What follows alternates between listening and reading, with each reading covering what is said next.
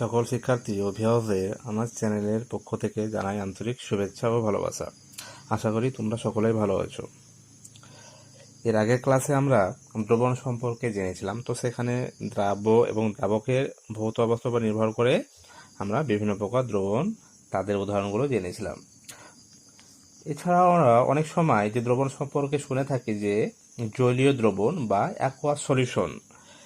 এছাড়াও কিছু কিছু দ্রবণ হয় অজলীয় দ্রবণ বা যাকে বলা হয়ে থাকে নন অ্যাকোয়াস সলিউশন।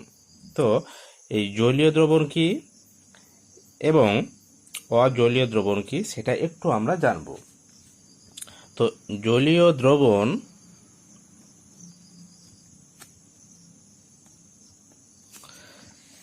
দ্রবণের ক্ষেত্রে কি যাকে কি বলা হয় অ্যাকোয়াস সলিউশন।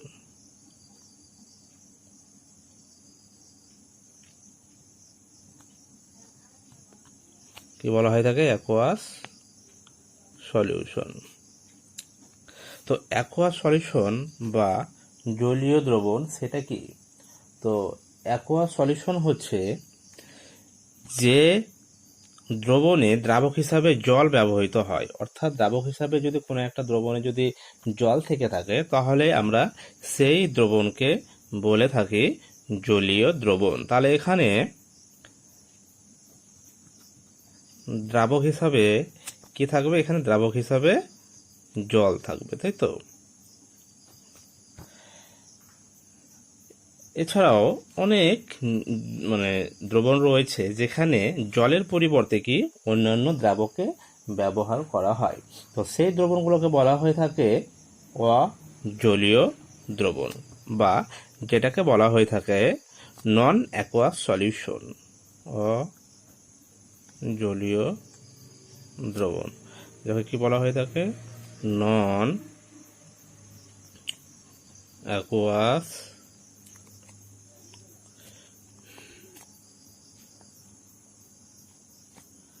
সলিউশন। এক্ষেত্রে জলের পরিবর্তে এখানে দ্রাবক হিসাবে কি ব্যবহৃত হয়?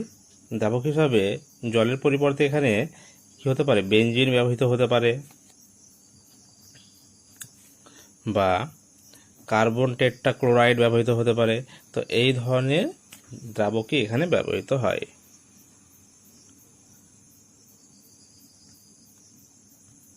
আচ্ছা, তো এইরকম অর্থাৎ জল যেখানে কি জলের পরিবর্তে তার বিকল্প কিছু কি হয় দ্রাবক হিসেবে ব্যবহৃত হয়। যেমন ধরো বেনজিনে কি বললাম, তারপরে হচ্ছে কার্বন টেট্রাক্লোরাইড, তারপরে ইথার।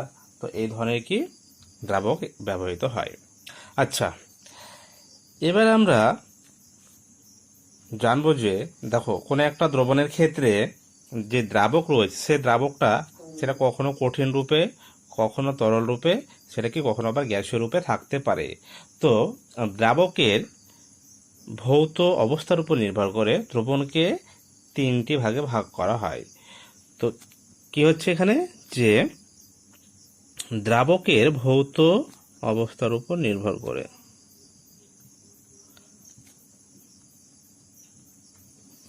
দ্রবণ তিন প্রকারের হয়ে থাকে। কি কি হয়ে থাকে? একটা হচ্ছে গ্যাসীয় দ্রবণ,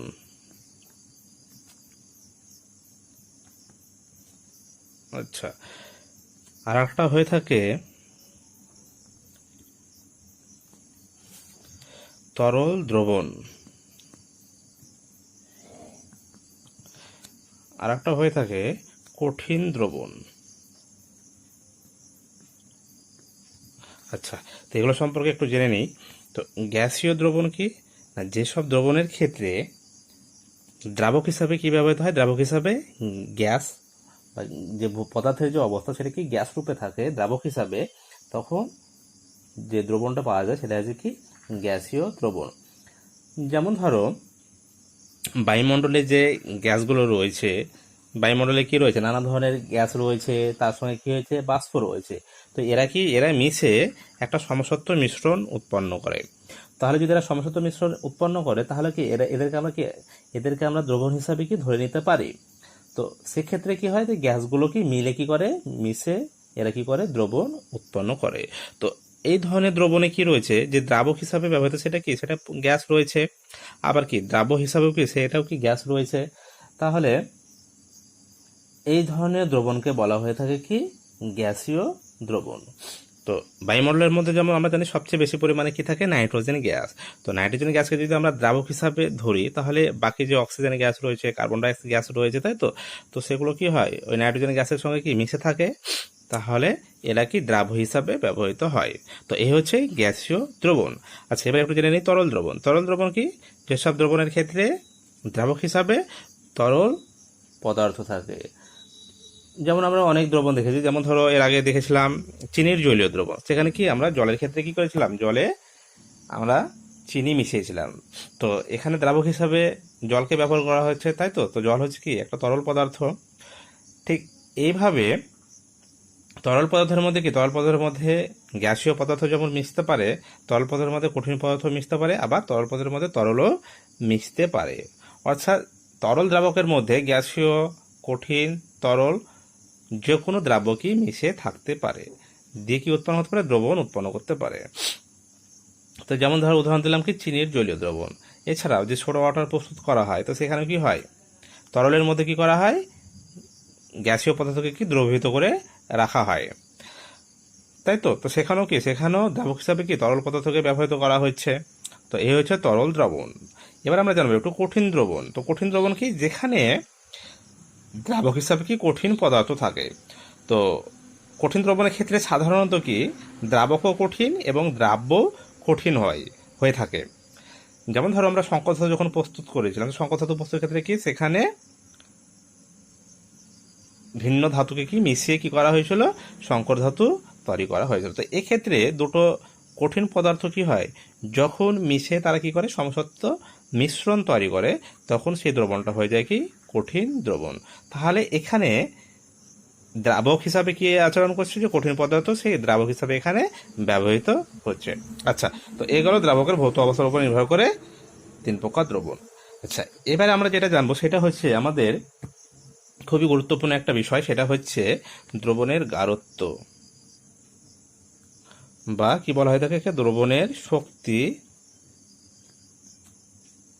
বা এছাড়াও বলা হয়ে থাকে এটাকে মাত্রা।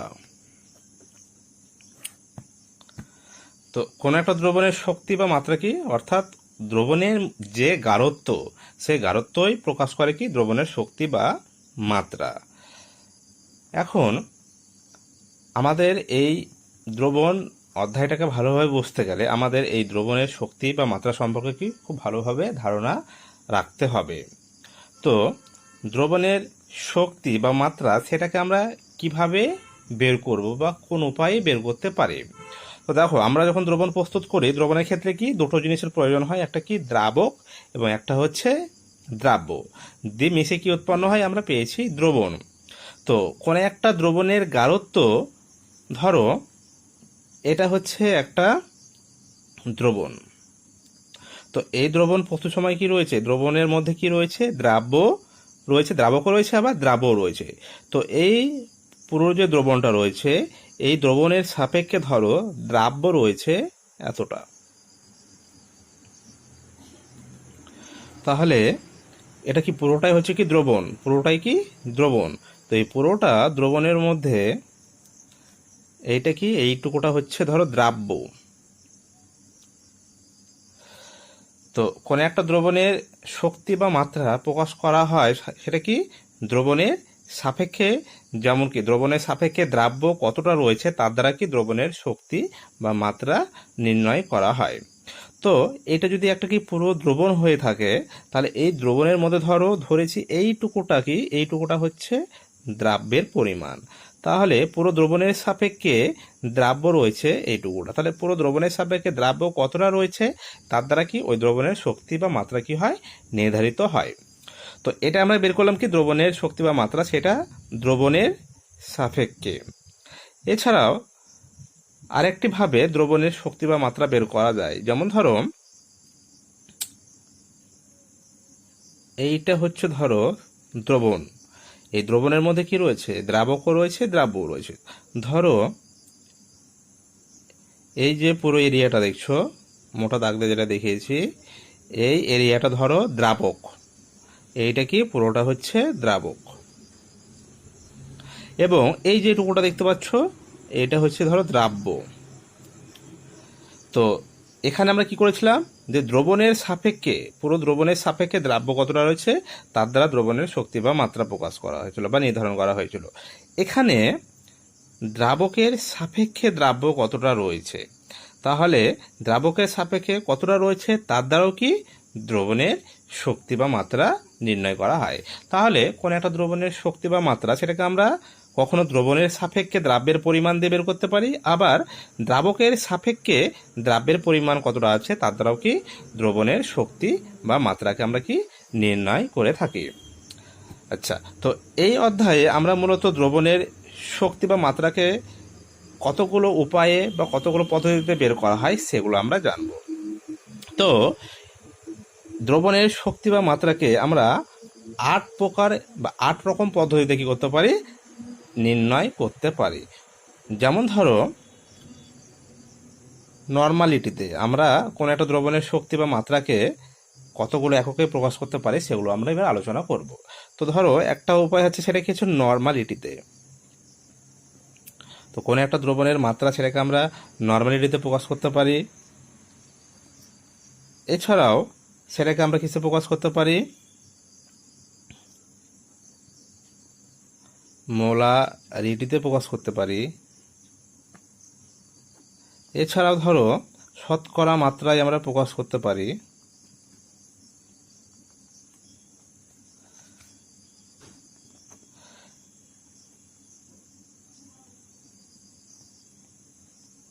এটা হচ্ছে ফর্মালিটি। 5 হচ্ছে মোলালিটি। কি বলা হচ্ছে, এটা হচ্ছে মোলারিটি। এবার লিখবো আমরা মোলালিটি। আচ্ছা, 6 নম্বরে হচ্ছে গ্রাম পার লিটার। 7 নম্বর হচ্ছে মোল ভগ্নাংশ। 8 নম্বর হচ্ছে ppm, যাকে বলা হয় পার্টস পার মিলিয়ন।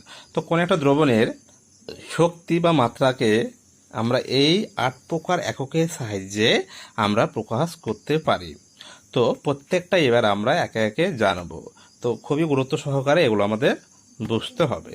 তো এবার আমরা একে একে শতকরা মাত্রা দিয়ে, নর্মালিটি দিয়ে, মোলারিটি দিয়ে দ্রবণের শক্তি বা মাত্রাকে কিভাবে প্রকাশ করা হয় সেটা এবার আমরা শিখব। তো প্রথমেই আমরা আগে দেখে নিই শতকরা মাত্রায়। তো শতকরা মাত্রায় কি করে কোন একটা দ্রবণের শক্তি বা মাত্রা কি করা হয়, প্রকাশ করা হয়। তো প্রথমেই আমরা জানবো কি শতকরা মাত্রা।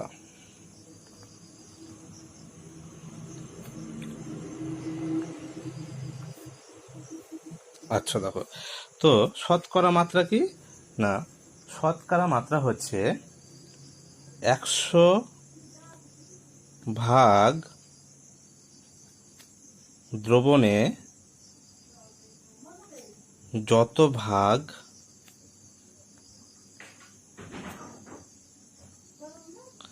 দ্রাব্য দ্রবীভূত থাকে।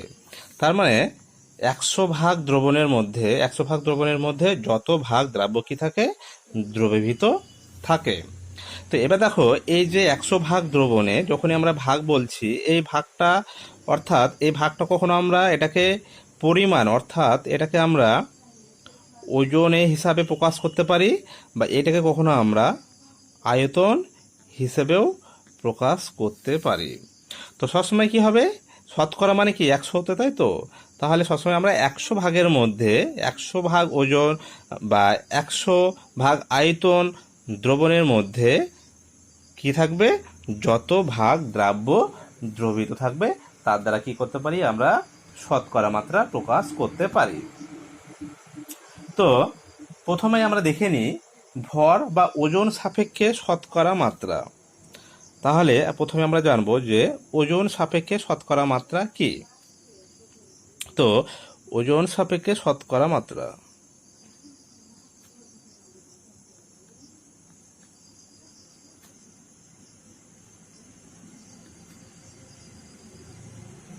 আচ্ছা, ওজন সাপেক্ষে শতকরা মাত্রা বলতে কি বোঝায়? Weight by weight into 100%। তো এই হচ্ছে ওজন সাপেক্ষে শতকরা মাত্রা। এখানে দেখো যে ওয়েটটা বোঝাচ্ছে, ওয়েটটা কার? এই ওয়েটটা হচ্ছে দ্রাব্য, আর এই ওয়েটটা কার? দ্রাবকের, ইন্টু 100। তো এইভাবে আমরা কি ওয়েট বাই ওয়েট ওজন সাপেক্ষে কি করতে পারি? শতকরা মাত্রা প্রকাশ করতে পারি। তো দেখো এইটা কিভাবে আসছে যে 100 ভাগ বা 100 ভাগ ওজন দ্রাবকে, যত ভাগ ওজন দ্রাব্য কি আছে? দ্রবীত আছে, তার দ্বারা কি আমরা এইভাবে শতকরা মাত্রা অর্থাৎ ওজন সাপেক্ষে কি শতকরা মাত্রা প্রকাশ করতে পারি। অর্থাৎ এটাকে যদি আমরা বলি তাহলে কি প্রতি 100 ভাগ ভরের কোনো দ্রাবণে, প্রতি 100 ভাগ ভরের কোনো দ্রবণে যত ভাগ ভর দ্রাব্য দ্রবীত থাকে তাকে কি ভর সাপেক্ষে ওই দ্রাব্যের কি বলা হয়?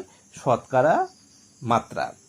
যেমন ধরো উদাহরণ হিসেবে যদি দেয় যে ভর সাপেক্ষে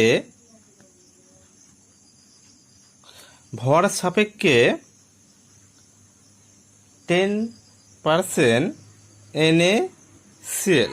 তো 10% NaCl দ্রবণ বলতে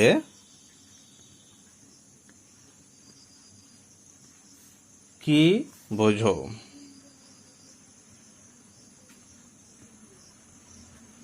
তার মানে দেখো ভর সাপেক্ষে 10% NaCl দ্রবণ বলতে কি বোঝো? তাহলে এক্ষেত্রে এটাকে কি আমরা ওজন সাপেক্ষে নিয়েছি, তাই তো? যেহেতু এখানে ভর সাপেক্ষে বলেছে, তাহলে এক্ষেত্রে 10% NaCl দ্রবণ বলতে তাহলে কি বোঝাবে? না, এখানে বোঝাবে যে প্রতি 100 গ্রাম দ্রবণে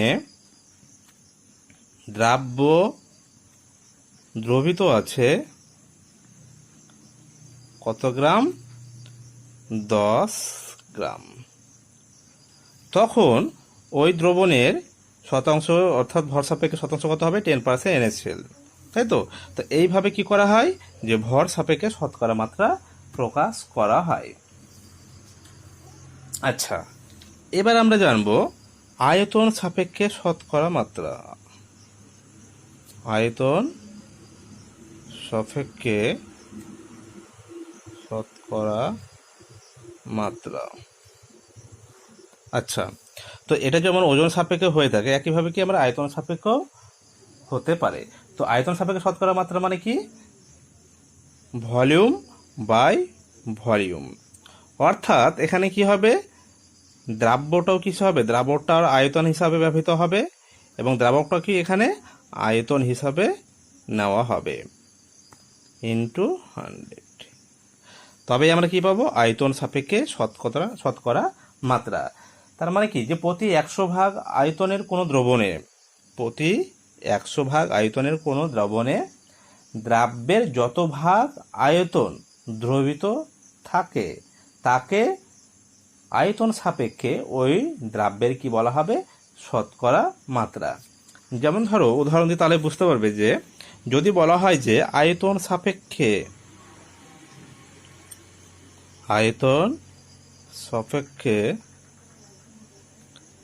10% ইথানল দ্রবণ বলতে কি বোঝো?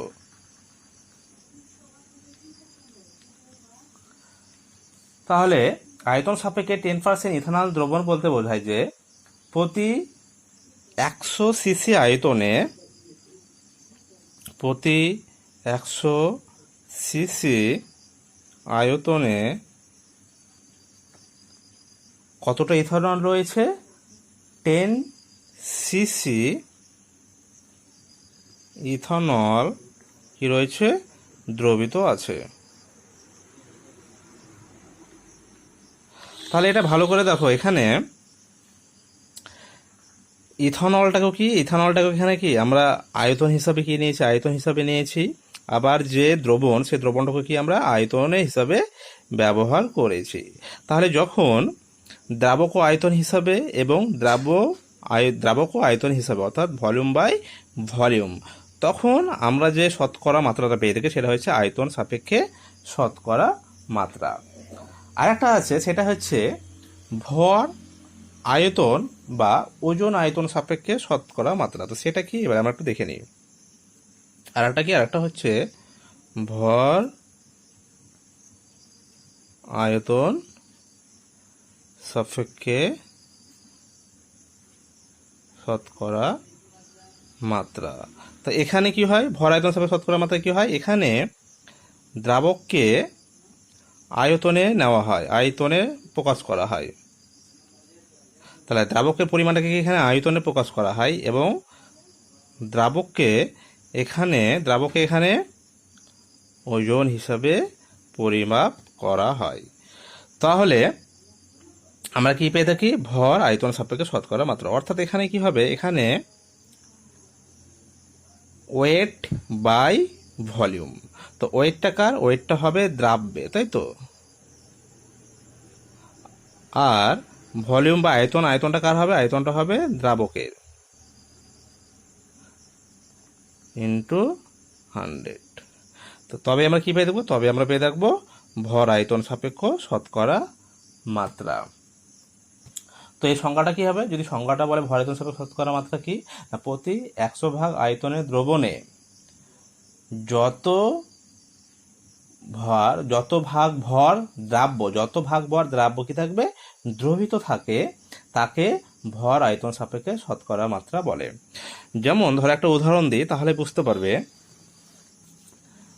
ধরো ভর আয়তন সাপেক্ষে 25% HCl দ্রবণ বলতে কি বোঝো?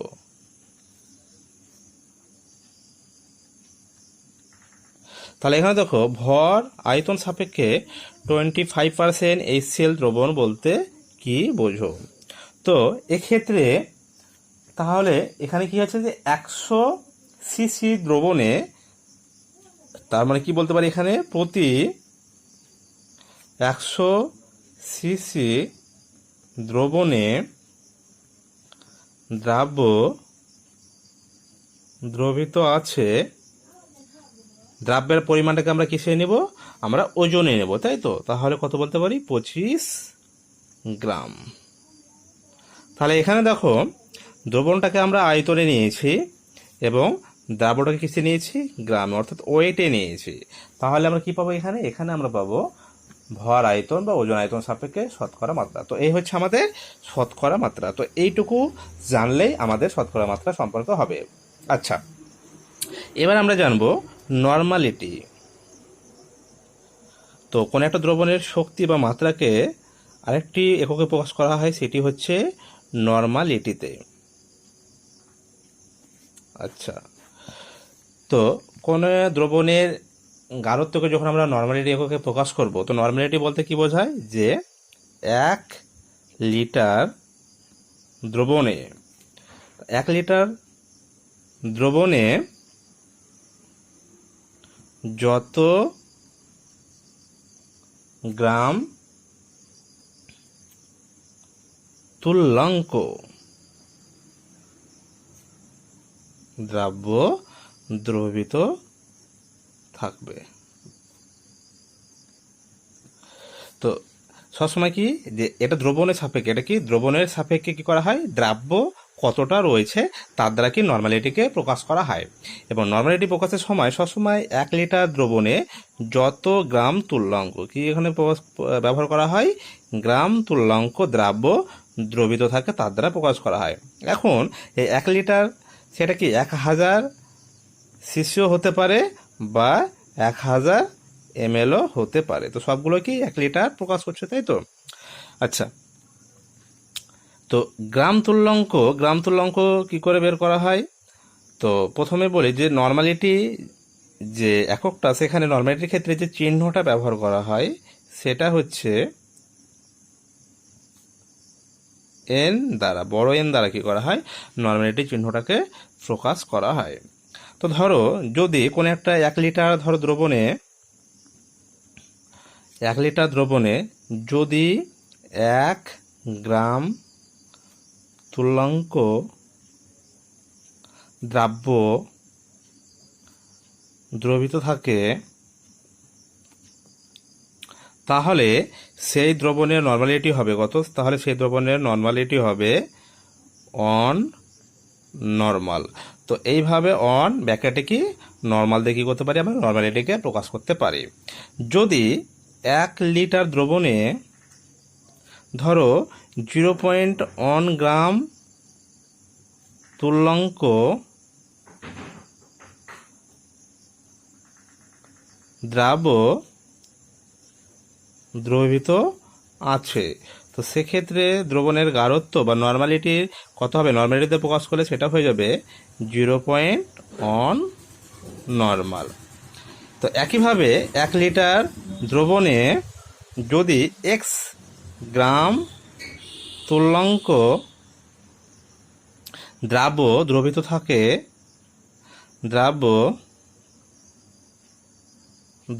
থাকে, তখন তার নর্মালিটি কত হয়ে যাবে? x normal.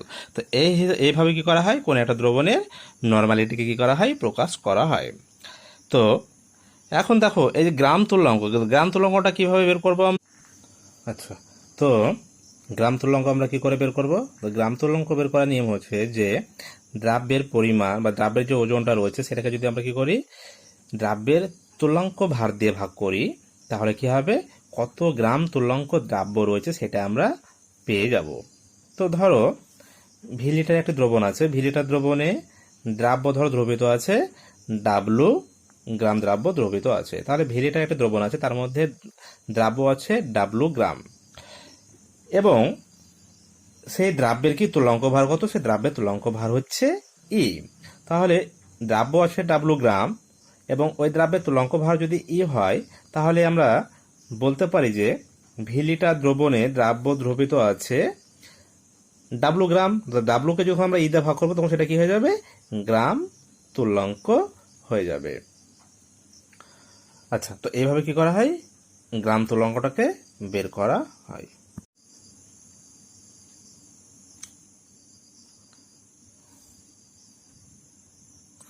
আচ্ছা দেখো, তাহলে গ্রাম তুল্যাঙ্ক আমরা কি করে বের করব? গ্রাম তুল্যাঙ্ক বের করার নিয়ম কি? গ্রাম তুল্যাঙ্ক বের করার নিয়ম হচ্ছে যে কত গ্রাম দ্রাব্য রয়েছে এবং সেই দ্রাব্যের তুল্যাঙ্ক ভার কত, অর্থাৎ দ্রাব্যের পরিমাণকে যদি আমরা তুল্যাঙ্ক ভর দিয়ে ভাগ করি তাহলে কি পেয়ে যাবো, আমরা গ্রাম তুল্যাঙ্ক পেয়ে যাবো। তাহলে দেখো ভি লিটার দ্রবণে দ্রাব্য দ্রবীভূত আছে ডাব্লু বাই ই এত গ্রাম তুল্যাঙ্ক, তাহলে আমরা সবসময় কি 1 লিটার দ্রবণে বের করব, তাহলে 1 লিটার দ্রবণে দ্রাব্য দ্রবীভূত আছে কত হবে, W by E into V. তো এই যে বেরোলো, তাহলে 1 লিটার দ্রবণে কত গ্রাম তুল্যাঙ্ক আছে, এত গ্রাম তুল্যাঙ্ক দ্রবীভূত আছে। তো একটু আগে আমরা যখন নর্মালিটি আমরা পড়ে এলাম, তো নর্মালিটি কি, 1 লিটার দ্রবণে কত গ্রাম তুল্যাঙ্ক দ্রাব্য দ্রবীভূত আছে, তাই তো? তো সেটাই হচ্ছে দ্রবণের নর্মালিটি। তাহলে এক্ষেত্রে দ্রবণের নর্মালিটি কত হবে, W by E into V. তাহলে নর্মালিটি সমান কি লিখতে পারি, অতএব নর্মালিটি সমান কি পেলাম আমরা, W by E into V. তো এই হচ্ছে কি নর্মালিটি। আচ্ছা, এবার দেখো যখন আমরা নর্মালিটি এককটি প্রকাশ করছি, এই নর্মালিটি এককের দেখো নিচে কি রয়েছে, নর্মালিটির নিচে আয়তন বলে একটি কি রয়েছে, একটি রাশি রয়েছে। তো আমরা জানি যে আয়তন কি, আয়তন উষ্ণতার উপর কি নির্ভর করে, তো উষ্ণতার পরিবর্তনে আয়তনের কি হয়, পরিবর্তন হয়। তাহলে আমরা যখন নর্মালিটি যে এককটি ব্যবহার করছি সেই এককটি কি হবে, উষ্ণতার উপর নির্ভরশীল হবে। যেহেতু উষ্ণতার উপর কি আয়তন নির্ভরশীল, অতএব উষ্ণতার উপর কি হবে, নর্মালিটি এককটা কি হবে, নির্ভরশীল হবে। আচ্ছা, তো এই হচ্ছে কি দ্রবণের নর্মালিটি। তাহলে কি বললাম যে 1 লিটার বা 1000 সিসি বা 1000 ml আয়তনের কোনো দ্রবণে দ্রাব্যের যত গ্রাম তুল্যাঙ্ক দ্রবীভূত থাকে সেই সংখ্যাকে কি বলা হয়, ওই দ্রবণের নর্মালিটি। আচ্ছা, এবার আমরা জানবো একক।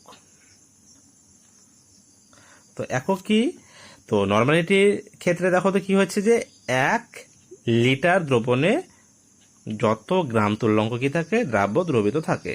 তাহলে এক্ষেত্রে একক কি হবে? গ্রাম তুল্যাঙ্কের একক হচ্ছে, ইংলিশে এটাকে প্রতিশব্দে বলা হয় গ্রাম ইকুইভ্যালেন্ট। গ্রাম কি বলা হয়?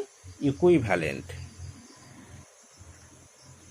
তো এটা হচ্ছে গ্রাম তুল্যাঙ্ক পার কি লিটার, 1 লিটারে পার লিটার। তো যখন এটাকে ধরো তাহলে কি করে লিখতে পারি? গ্রাম ইকুইভ্যালেন্ট লিটার ইনভার্স। তো এ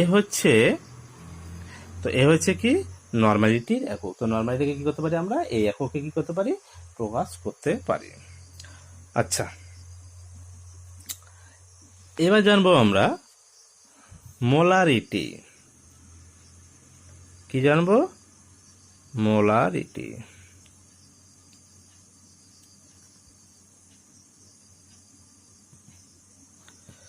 ঠিক আমরা যেমন নর্মালিটি জেনে এলাম, এবার আসবে মোলারিটি। তো কোনো একটা দ্রবণের আমরা গাঢ়ত্বকে কি মোলারিটি তো প্রকাশ করতে পারি। তো মোলারিটি কি? মোলারিটি হচ্ছে 1 লিটার দ্রবণে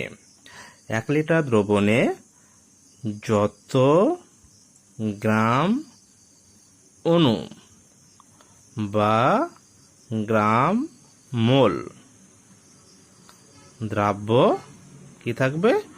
দ্রবীভূত থাকে, সেটাই হচ্ছে কি ওই দ্রবণের মোলারিটি। তো তাহলে কি, যে কোনো একটা দ্রবণের মোলারিটির ক্ষেত্রে কি হবে? সবসময় আমরা 1 লিটার দ্রবণের মধ্যে যত গ্রাম অণু বা যত মোল কি থাকবে? দ্রাব্য দ্রবীত থাকবে, তার দ্বারা কি করা হবে? ওই দ্রবণের মোলারিটিকে প্রকাশ করা হবে। তো কোনো একটা দ্রবণের মোলারিটিকে যে চিহ্ন ব্যবহার করা হয় সেটা হচ্ছে বড় এম। তো এই চিহ্ন দ্বারা কি করা হয়? দ্রবণের মোলারিটিকে কি করা হয়? প্রকাশ করা হয়। তো ধরো যে 1 লিটার দ্রবণে যদি 1 গ্রাম অণু, 1 লিটার দ্রবণে ধরো 1 গ্রাম অণু কি আছে? দ্রাব্য দ্রবীভূত আছে। তাহলে ওই দ্রবণের মোলারিটি কত হবে? ওই দ্রবণের মোলারিটি হবে 1 মোলার। তো এইভাবে কি দ্রবণের মোলারিটিকে প্রকাশ করা হয়। আবার যদি ধরো 1 লিটার দ্রবণে কি আছে? 1 লিটার দ্রবণে ধরো 0.02 গ্রাম অণু দ্রাব্য কি আছে? দ্রবীভূত আছে। তাহলে ওই দ্রবণের মোলারিটি কত হবে? তখন ওই দ্রবণের মোলারিটি হবে 0.02 মোলার। তো এইভাবে কি করা হয়? দ্রবণের মোলারিটিকে প্রকাশ করা হয়। আচ্ছা, তো এখানে দেখো কি আছে? গ্রাম অণু। তো গ্রাম অণু আমরা কি করে বের করব? গ্রাম অণু বের করা যায় কি করে? গ্রাম অণু সমান কি? সমান হচ্ছে দ্রব্যের পরিমাণ বা দ্রব্যের ওজন বাই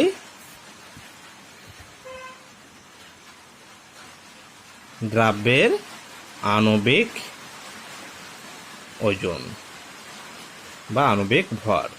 তাহলে কোন একটা দ্রব্যের পরিমাণকে বা ওজনকে যদি আমরা কি করি? ওই দ্রব্যের আণবিক ভর দিয়ে ভাগ করি, তাহলে কি হবে? কত গ্রাম অণু দ্রাব্য দ্রবীত আছে সেটা আমরা পেয়ে যাব। তো ধরো ভি লিটার একটি দ্রবণ আছে। ভি লিটার দ্রবণে দ্রাব্য দ্রবীত আছে, ধরো তাহলে কি ভি লিটার দ্রবণে দ্রাব্য দ্রবীত আছে ডাব্লু গ্রাম। তাহলে ধরে নিলাম যে ভি লিটার একটি দ্রবণে দ্রাব্য কতটা আছে? ডাব্লু গ্রাম দ্রাব্য দ্রবীত আছে, এবং ওই দ্রাব্যের আণবিক ওজন বা আণবিক ভর সমান কত? সমান হচ্ছে এম। তাহলে দ্রাব্যের আণবিক ভর হচ্ছে এম, ভি লিটার দ্রবণে দ্রাব্য দ্রবীত আছে ডাব্লু গ্রাম। তাহলে আমরা বলতে পারি যে ভি লিটার দ্রবণে দ্রাব্য দ্রবীভূত আছে কত? ডাব্লু বাই এম, যখনই আমরা গ্রামকে কি করব, তা আণবিক ভর দিয়ে ভাগ করব, তখন সেটা কি হয়ে যাবে, গ্রাম অণু, তাই তো, কি হয়ে যাবে, গ্রাম অণু। তাহলে ভি লিটার দ্রবণে দ্রাব্য দ্রবীভূত আছে ডাব্লু গ্রাম, তাহলে ভি লিটার দ্রবণে দ্রাব্য দ্রবীভূত আছে কি W/M এত গ্রাম অণু বা মোল। আচ্ছা, তাহলে ভি লিটার দ্রবণে যদি এত গ্রাম অণু থাকে দ্রাব্য, তাহলে 1 লিটার দ্রবণে দ্রাব্য দ্রবীভূত আছে, তাহলে আমরা কি লিখতে পারি, W/M ও ভি সমান কি এত গ্রাম অণু। তাহলে এখানে দেখো মোলারিটির ক্ষেত্রে কি পেলাম, তাহলে মোলারিটির ক্ষেত্রে পেলাম আমরা W/M ইন্টু ভি। তো এই মোলারিটির ক্ষেত্রে ঠিক এখানে দেখো যে নিচে কি রয়েছে, একটা আয়তন রয়েছে, আয়তন রাশি, তাই তো এই যে আয়তন রাশি সেটাও কি উষ্ণতা সাপেক্ষ বা উষ্ণতার উপর কি নির্ভর করে।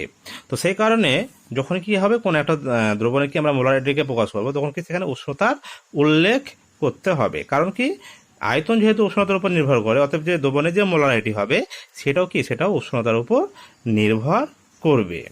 আচ্ছা, এবার আমরা দেখব যে একক কি। তাহলে একক কি, 1 লিটার দ্রবণে কত গ্রাম অণু দ্রাব্য দ্রবীভূত আছে। তো গ্রাম অণু বা কি বলা আছে, মোল বলা হয়েছে, তাই তো। তাহলে আমরা একক হিসাবে কি লিখতে পারি, একক হিসাবে লিখতে পারি মোল পার লিটার বা মোল লিটার ইনভার্স। তো এ হচ্ছে কি মোলারিটির একক। তো খুব সহজে কি হয়, মোলারিটি এককে আমরা বের করতে পারি। আচ্ছা, এবার আমরা একটু দেখবো, সেটা হচ্ছে যে নর্মালিটির সঙ্গে মোলারিটির সম্পর্ক। নর্মালিটি এবং মোলারিটির মধ্যে সম্পর্ক। তো নর্মালিটি মোলারিটির মধ্যে সম্পর্ক কি, তো ধরো আমরা নর্মালিটি সমান কি পেয়েছি, নর্মালিটি সমান একটু আগে কি পেলাম, একটু আগে পেয়েছি W/E ইন্টু ভি, তাই তো। আবার আমরা মোলারিটি সমান কি পেয়েছি, মোলারিটি সমান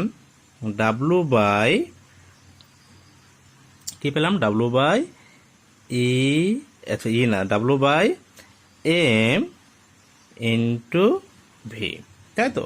তো এখানে দেখো এখানেও ডাব্লু রয়েছে, এখানেও ডাব্লু রয়েছে। তো এখানে ধরো ডাব্লু যদি আমরা বের করি এখানে, তাহলে ডাব্লু সমান কি হবে, তাহলে ডাব্লু সমান হবে নর্মালিটি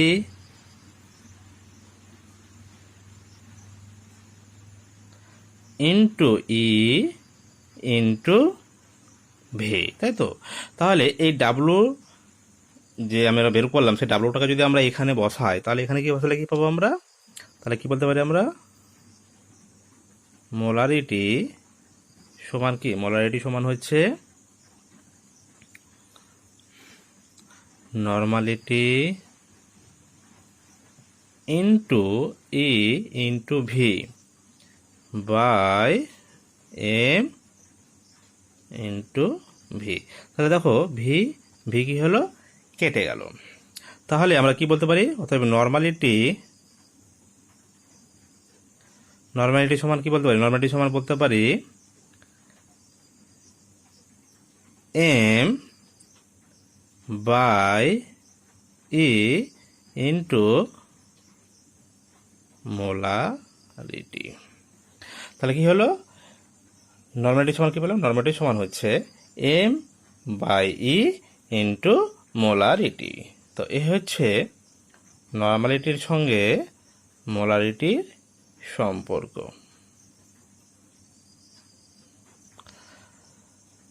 আচ্ছা, আজকে তাহলে আমরা কি হলো, আজকে কি কি জানলাম, আজকে দ্রবণের শক্তি বা মাত্রা, দ্রবণের শক্তি বা মাত্রাকে কি কি উপায়ে প্রকাশ করা হয়, তাই তো। আমরা শতকরা মাত্রা জানলাম, তারপরে নর্মালিটি জানলাম, মোলারিটি জানলাম, নর্মালিটি মোলারিটির মধ্যে কি সম্পর্কগুলো জানলাম। তো এরপরে যে বাকি যে এককগুলো রয়েছে সেগুলো আমরা প্রত্যেকটাই আলোচনা করব। তো আজকে এই পর্যন্তই, ধন্যবাদ।